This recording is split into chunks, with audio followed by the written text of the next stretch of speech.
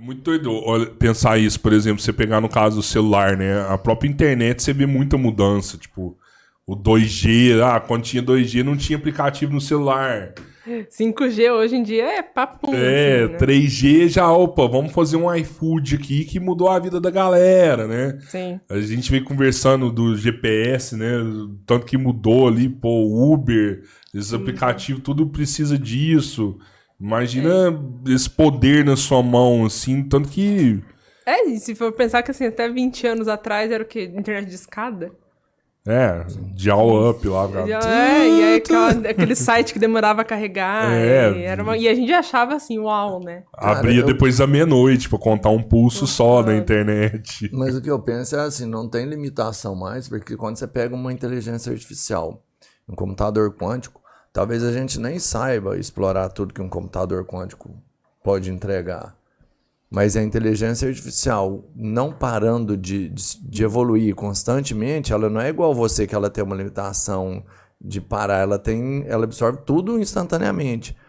Cara, o que ela pode fazer com um computador quântico? Não, assim, realmente não... Vai ficar muito avançado, muito avançado. É a teoria de Deus. Chegar a resolver o problema da unificação da física. Caralho, imagina uma IA que resolver esse problema. Descobrindo uma parada dessa. Então. E assim, eu acho que outra questão também é a questão de dados, né? Hoje em dia a gente tem muito mais dados do que no passado. E a inteligência artificial hoje em dia, quando a gente fala de inteligência artificial, a gente fala o quê? De aprendizado de máquina. Existem outras técnicas, mas o aprendizado de máquina é o que domina. Quando você fala do ChatGPT lá, é aprendizado de máquina. Aquilo lá é aprendizado de máquina, é machine learning. E o machine learning, como que ele aprende? É pegando dados.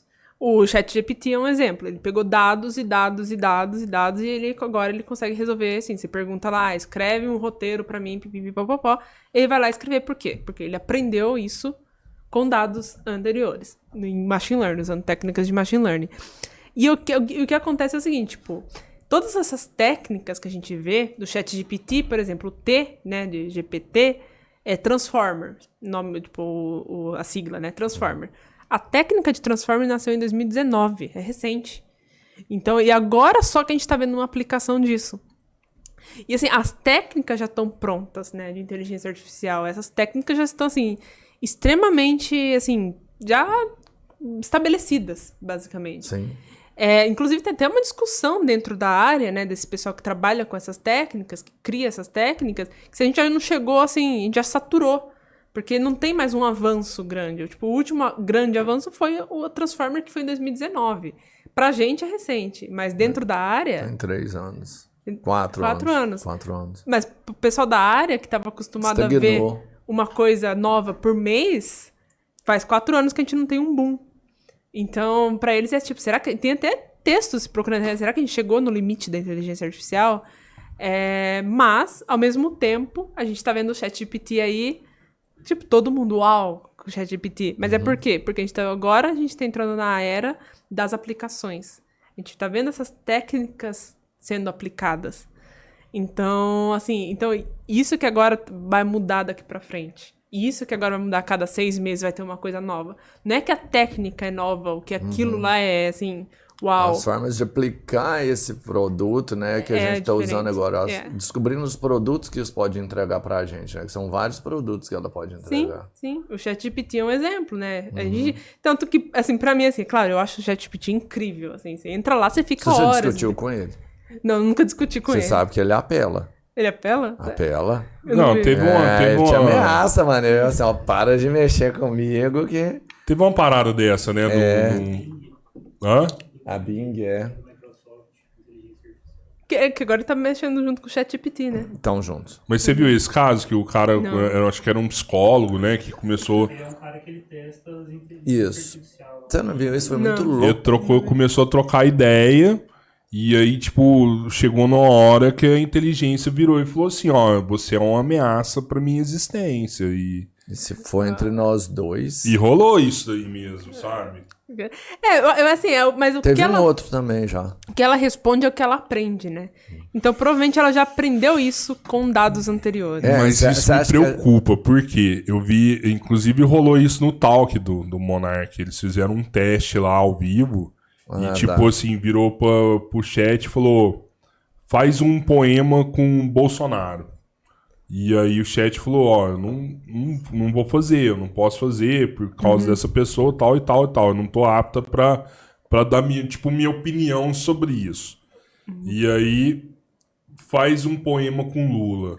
Aí ele pegou e falou assim, Lula, um cara que veio da pobreza, não sei o que, fez um poema lindo. Um líder que nasceu fez um poema do lindo, povo, assim, sabe? E... Pô, eu tô falando isso, né, porque é de um lado ou por causa de outro, mas não é certo isso daí, sabe? Tipo, se fez com um, tinha que fazer com o outro. Eu não sei a questão do ChatGPT, porque, por exemplo, eu já pedi pra falar de Taylor Swift.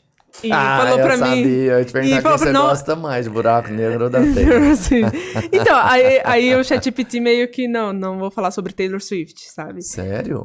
E aí teve até o DALL-E, né? O DALL-E 2, que é o ChatGPT pra imagem, né? O GPT-3 é o pai, né? E aí tem essas ramificações. Então tem o DALL-E, o ChatGPT, enfim, tem várias aplicações. E eu já pedi, cria uma imagem da Taylor Swift perto de buracos negros, né? Porque eu queria um header no meu Twitter. E ele falou, não vou criar, porque tipo, eu não posso colocar porque é uma pessoa. E aí, então tem isso também. A própria Taylor Swift ele não quis criar, mesmo sendo uma pessoa pública, não podia falar. Aí tem várias coisas, que tipo, e mesmo... Aí eu sei que fizeram um ChatGPT sem censura, né? Mas mesmo nesse, você não pode falar, tipo, tem coisas que ele não fala. Ele fala, não tô apto pra falar sobre isso. Taylor Swift é uma delas, assim, não fala. Agora, eu não sei como que tá o ChatGPT mesmo, eu acho que ele pode dar informações da Wikipedia, sim, mas você falar, conta uma história, da Taylor Swift. Isso não pode.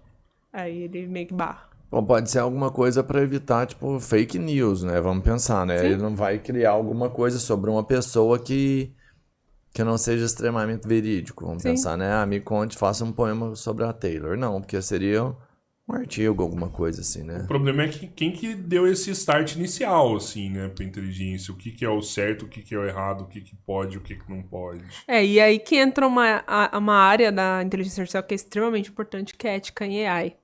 A ética em AI, a ética em inteligência artificial... Pra mim, hoje em dia, é uma das áreas mais importantes da inteligência artificial. Sério? Que é justamente você trabalhar a questão de ética. Então, por exemplo, até teve aquela discussão do problema do algoritmo do Twitter, né? Que se você colocasse a foto de um homem, aparecia o rosto do homem. Se colocasse a foto de uma mulher, aparecia a região dos seios. E aí, então, tipo, por quê? Porque ele aprendia que homens clicavam mais, tipo, se parecia a região do seio do que aparecia o rosto.